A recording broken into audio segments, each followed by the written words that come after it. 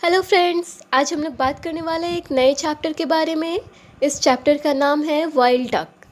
ये चैप्टर आपके English book गुलमोहर की दूसरी चैप्टर है।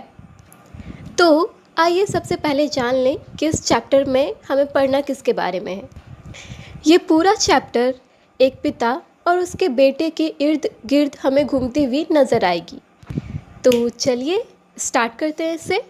एक पहाड़ की तरफ इशारा करते हुए पिता अपने बेटे से कहता है कि वे उस तरफ से आएंगे। वो यहाँ पर वाइल्ड डक के बारे में बात कर रहे हैं जिसका वे दोनों शिकार करने के लिए आए हुए थे। यहाँ हमें दिखाया जाता है कि पिता और बेटा दोनों ही एक छोटे से स्थिर बोट में बैठे हुए हैं अपने गन्स को रेडी करके। पिता अपने बेटे से पूछता है, क्या तुम रेडी हो? बेटा कहता है हाँ।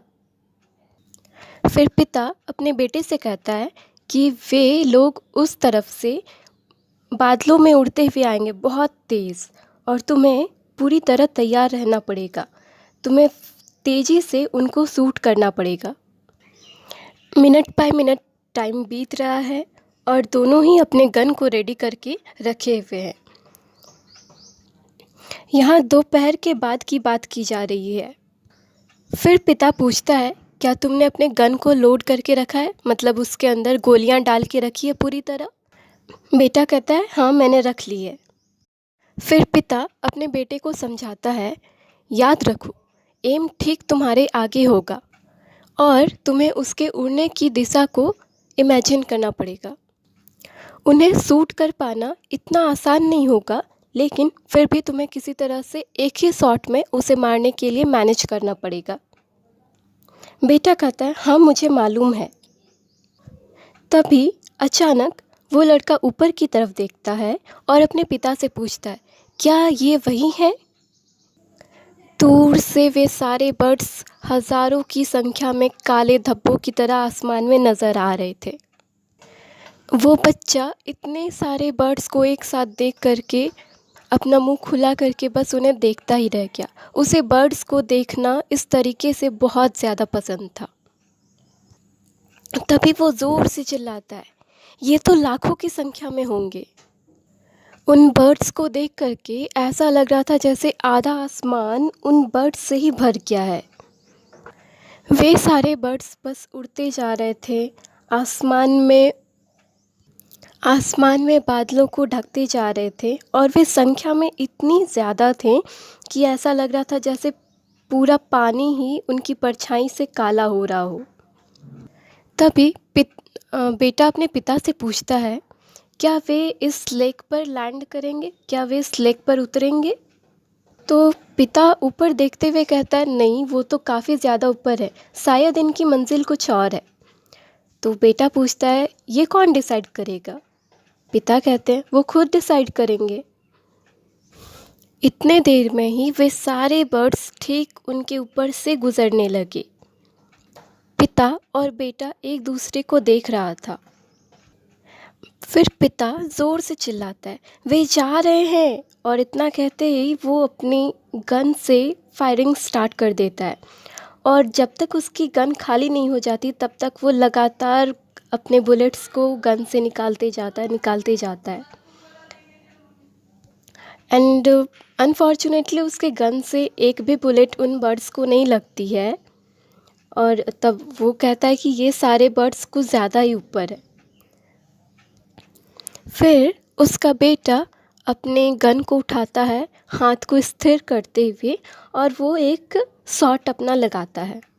उस बच्चे का ये शॉट उन बर्ड्स के ग्रुप के लीडर को लग जाता है। शॉट लगते ही वो लीडर बर्ड बहुत ही तेज़ी से समंदर की ओर गिरने लगता है, जहाँ पर वे दोनों शिकार करने के लिए गए हुए थे। तभी वो आदमी ज़ोर से चीयर करता है कि तुमने उस लीडर को मार दिया।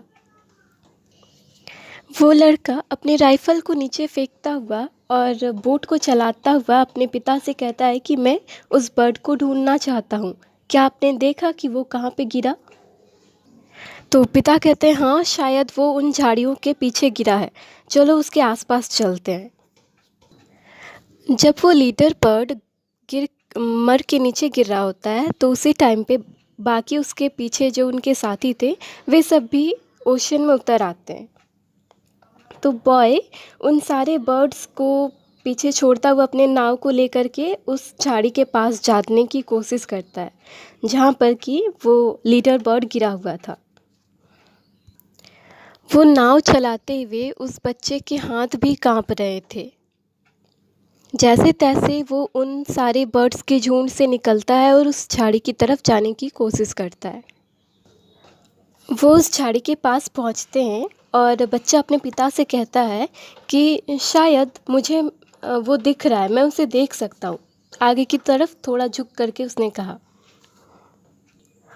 और वहाँ पर ही वो बर्ड मिल जाता है जिसके विंग्स टूटे हुए थे। पिता कहता है अपने बेटे से, शाबाश, तुमने बहुत अच्छा काम किया। उसका बेटा एकदम शांत रहता है, कुछ नहीं बोलता। वो बस डक को देखे जा रहा था, जो डक बिल्कुल हेल्पलेस था, बहुत बड़ा था। वो जब उस बर्ड को देखता है बच्चा, उसकी सॉफ्ट फीदर्स को, उसके बोनी नेक को, तो पता नहीं क्यों से अचानक बहुत डरा हुआ सा महसूस होता है। उसे खुद भी बहुत डर लग रहा होता है कि उसने ये क्या कर दिया। फिर वो बर्ड धीरे से अपने सर को उठाता है। तभी वो लड़का कहता है कि देखिए, ये अभी तक मरा नहीं है, ये ज़िंदा है। वो जो बुलेट था वो बर्ड के आर्म्स पे, मतलब उसके विंग्स के पास लगा था, जिस वजह से वो डेथ नहीं हुआ था अभी तक। वो डक पर अभी बहुत ज़्यादा डरा हुआ लग रहा था, फुल्ली ब्लैंक लग रहा था। वो लड़का उस बर्ड को अपने हाथ में उठाता हुआ कहता है कि अब मैं घर जाना चाहता हूँ। उसके पिता कहते हैं कि ठीक है, पर तुम्हें इसकी देखभाल भी करनी होगी। वो बच्चा कहता है, हाँ मैं जानता हूँ और मैं इसकी देखभाल भी करना चाहता हूँ। घर जाकर वो बच्चा उसके टूटे हुए विंग्स को बैंडेज करता है और उस इंजर्ड बर्ड को कैसे खिलाना है इसके बारे में अच्छी तरह से सीखता है। घंटों तक वो उस बर्ड को छोटे छोटे स्टेप्स से चलता हुआ देखता था अपने बैकयार्ड में। कभी कभी वो बर्ड उड़ने की भी कोशिश करता था, लेकिन वो कभी इसमें सफल नहीं हो पाया। एक दिन तभी वो उसके पिता उस बच्चे से पूछते हैं कि वो गन कहाँ है। तो बच्चा एकदम कॉन्फिडेंटली कहता है कि मैंने तो उसे फेंक दिया। अपने बेटे को इस तरह बात करता हुआ देख वो पिता चौंक के कहता है, क्या, ये क्या किया तुमने? तो बेटा कहता है कि वो तो मेरी गन थी ना, आप ही ने मुझे दी थी। पिता भी अपने बेटे की फीलिंग को समझता हुआ फिर कहता है कि इसने तुम्हारे डक को मारा नहीं, इसने तुम्हारे डक को दिया है। तो बेटा कहता है कि नहीं, इसने तो मुझे ही बीमार कर दिया। अपने बेटे की इस बात को सुनकर उसे खुद में शांति सी महसूस होती है। उसे ऐसा लग रहा था जैसे कि अब वो एकदम रिलीफ महसूस कर रहा हो कि वो गन चला गया। सो फ्रेंड्स, इस पूरी स्टोरी से हम लोग ये कंक्लूड कर सकते हैं कि भले ही उस लड़के ने उस बर्ड को इंजर किया हो, लेकिन जब उसने खुद अपनी आंखों से उस बर्ड को दर्द में कराहते हुए देखा तो कहीं ना कहीं वो गिल्टी फील कर रहा था। इसलिए उसने अपनी गन वहीं फेंक दी और उस बर्ड को उठा के अपने साथ ले आया।